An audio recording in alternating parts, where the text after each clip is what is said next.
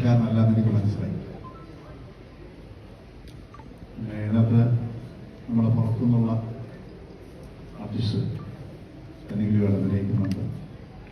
നിങ്ങൾക്കെല്ലാം അറിയാം, ഹോട്ട് കേക്കാണല്ലോ, അങ്ങനെ പ്രത്യേകതയുണ്ട്.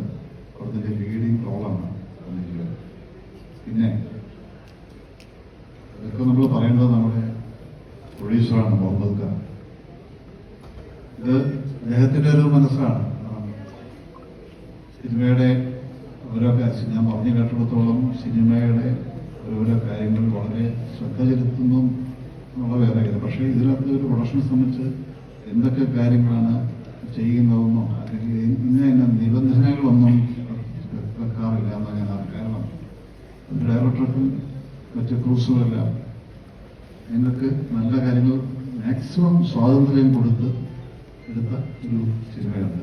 നന്നായി പടമെടുത്ത് ഇതിന് വേണ്ടാത്ത ഒരു കാര്യത്തിലൊക്കെ ഇടപെടാറില്ല, ആ സ്വാതന്ത്ര്യത്തെ നഷ്ടപ്പെടുത്താറില്ല. അതല്ല സത്യം.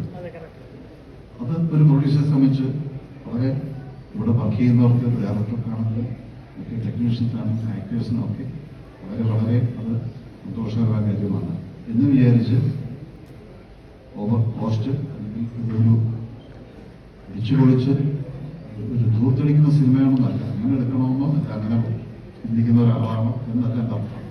കാരണം സ്വാതന്ത്ര്യം കൊടുത്താലേ നല്ല ഡയറക്ടർക്ക് ടെക്നീഷ്യൻസൊക്കെ സ്വാതന്ത്ര്യം കൊടുത്താലേ ആ പടം നന്നാവുള്ളൂ.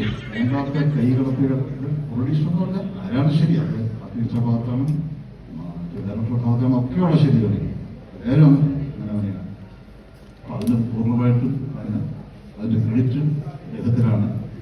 പിന്നെ ഞാൻ നേരത്തെ സൂചിപ്പിച്ച പോലെ ഇവിടെ ഈ പ്രസ് മീറ്റും മറ്റ് പ്രോഗ്രാംസും ഒക്കെ നമ്മൾ കഴിഞ്ഞു. സാധാരണ ഇതൊക്കെ നമ്മൾ ഇപ്പോൾ എറണാകുളം, കൊച്ചിയോ, കോഴിക്കോട് അല്ലെങ്കിൽ തിരുവനന്തപുരം, മെയിൻലി എറണാകുളം, ഇവിടെയാണ് സാധനം നടക്കുന്നത്. കാരണം അവിടെ വെച്ചാൽ കുറച്ചുകൂടെ അതിൻ്റെ ഒരു പങ്കിട്ട് ഉണ്ടാവുള്ളൂ എന്നൊക്കെയാണ് ഒരു അങ്ങനെ സങ്കല്പം അങ്ങനെ കണ്ടുവരുന്നുണ്ട്.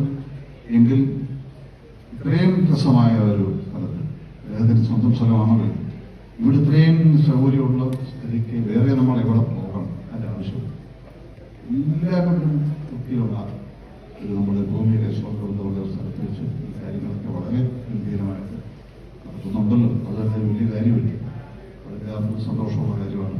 ഇപ്പം പടം റിലീസാക്കാൻ പോകുന്നു.